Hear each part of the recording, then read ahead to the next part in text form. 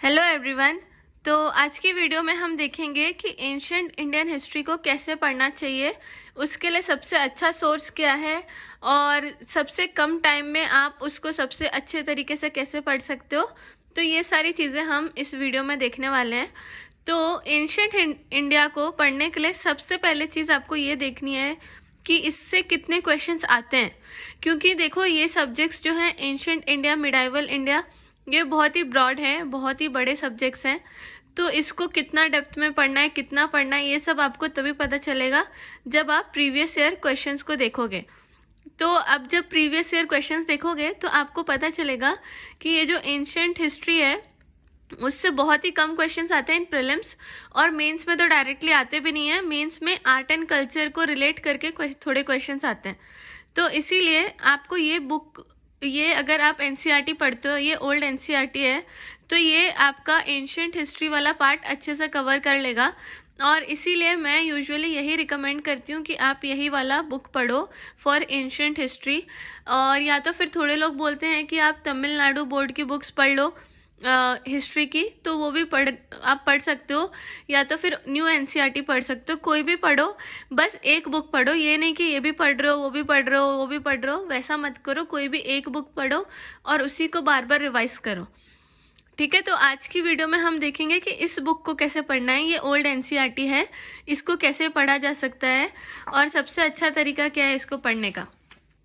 तो हम देख लेते हैं कि इसमें से सबसे पहले आपको एक चीज़ ध्यान में रखनी है कि जब भी आप हिस्ट्री पढ़ते हो तो एक टाइमलाइन डेवलप कर लिया करो जब आप एक बार रीड कर लेते हो। तो आपने अगर इस बुक को एक बार रीड कर लिया तो आप एक टाइमलाइन बना लो ऑफ इम्पॉर्टेंट इवेंट्स और कैसे कैसे चीज़ें इवॉल्व हुई। सबसे पहले कौन सा स्टोन एज आया, फिर क्या आया, फिर क्या आया, ऐसे ऐसे करके आप एक टाइमलाइन बना लो।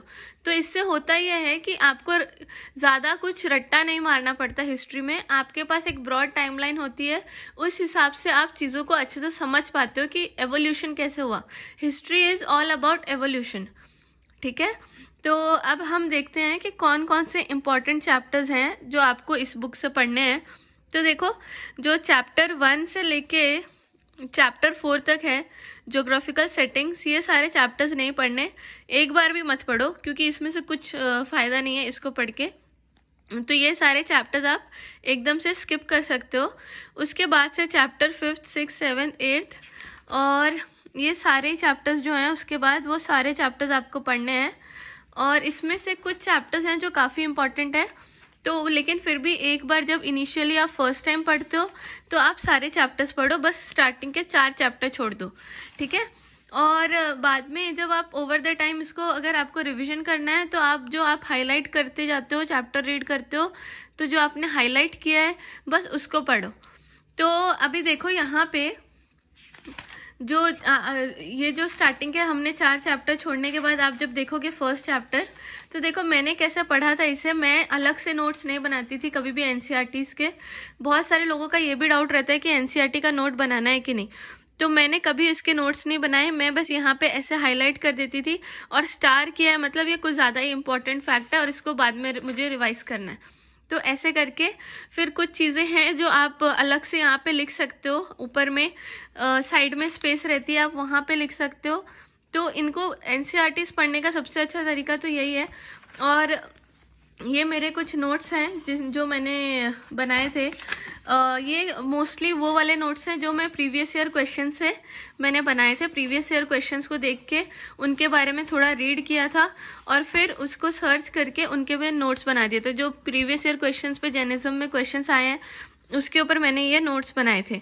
तो ऐसे करके आप एंशिएंट इंडिया को पहले तो ये बुक पढ़ो, फिर प्रीवियस ईयर क्वेश्चंस देखो उसमें क्या आ रहा है, उस हिसाब से उन प्रीवियस ईयर क्वेश्चंस के बारे में थोड़ा गूगल करो, जो भी ऑप्शन आया है उसको भी गूगल करो और पढ़ लो, ठीक है। तो ऐसे करके आप बहुत ही कॉम्प्रिहेंसिवली ये एंशिएंट इंडिया को कवर कर पाओगे। और यहाँ पे देखो, ये देखो पूरा ऊपर में सारे नोट्स मैंने लिख दिए ऐसे करके। अब ये तो हो गया ये पार्ट कि आपने चैप्टर रीड कर लिया। अब चैप्टर रीड करने के बाद एक दूसरी चीज़ जो है जो काफ़ी इम्पॉर्टेंट है वो है ये है कि आप ये एक्सरसाइज के क्वेश्चंस को ट्राई करो सॉल्व करने का मेंटली। आपको लिखना नहीं है आंसर, ना तो आपको इनको कुछ करना है, आपको मेंटली एक फ्रेमवर्क बनाना है कि how you will answer this question. तो उससे होगा क्या कि आपने जो पढ़ा है वो आपको पता चलेगा कि आपने वो समझा है कि नहीं, इस चैप्टर में जो लिखा है वो आपको समझ आया कि नहीं। तो जब आप ये अगर मेंटली सॉल्व करोगे तो आप ना एक वापस से it is a kind of revision, क्योंकि आप सारी चीज़ें रिविजिट करोगे, तो वो आपके लिए एक बार पढ़ लिया फिर रिविजन हो गया, तो ये काफ़ी अच्छे से चीज़ें आपके दिमाग में रह जाएगी फॉर लॉन्ग टर्म। ठीक है, तो ये एक दूसरी बात थी।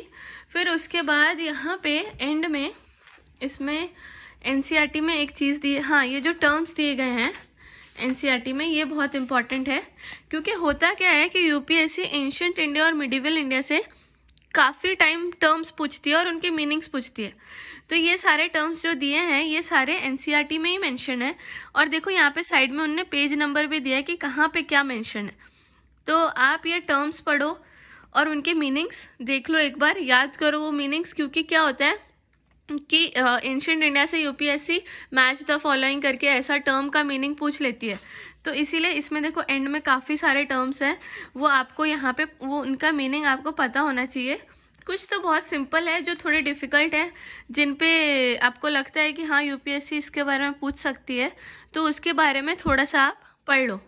ठीक है, तो ये एक तरीका है, यहाँ से आप टर्म्स एंड टर्मिनोलॉजीज जो आती है वो कर सकते हो। और ये सेम चीज़ आपको आर्ट एंड कल्चर की एनसीईआरटी के लिए भी करना है और मिडाइवल इंडिया की एनसीईआरटी के लिए भी करना है। तो यही है एनसीईआरटी को पढ़ने का तरीका। सबसे ज़्यादा इम्पॉर्टेंट तो एंशिएंट इंडिया में यही है कि आप अपने नोट्स भी देखो यहाँ पे मैंने ऐड कर दिए हैं, तो जो कुछ मुझे एक्स्ट्रा मिलता था मैं यहाँ पे ऐड कर देती थी। तो आपको सबसे इम्पॉर्टेंट चीज़ तो ये है कि यही एक सोर्स इनफ है, इसी को अच्छे से पढ़ो। कुछ कुछ आपको जो टेस्ट सीरीज़ में मिलेगा उसको ऐड करते जाओ, ज़्यादा बुक्स के पीछे मत भागो और इसको अच्छे से करो, इससे आपका एंशिएंट इंडिया अच्छे से कवर हो जाएगा। एंड मुझे I hope you like this video. अगर आपको ये वीडियो अच्छी लगी है तो प्लीज़ मुझे बताओ कमेंट्स में। And if you want me to teach this also कि ancient India, if you want me to teach this, तो आप कमेंट्स में बताओ कि आपको चाहिए इसकी वीडियोस, तो मैं एंशिएंट इंडिया फुल आपको पढ़ा दूंगी सारे चैप्टर्स। लेकिन अगर ज़्यादा इनफ नंबर ऑफ कमेंट्स होंगे तो मैं पढ़ाऊंगी, नहीं तो फिर बाद में सोचूंगी उसको। तो ठीक है, ये वीडियो को यहाँ पे एंड करते हैं। And I hope you like this video. अगर अच्छी लगी है तो लाइक करो, शेयर करो और सब्सक्राइब करो। And thank you for watching it.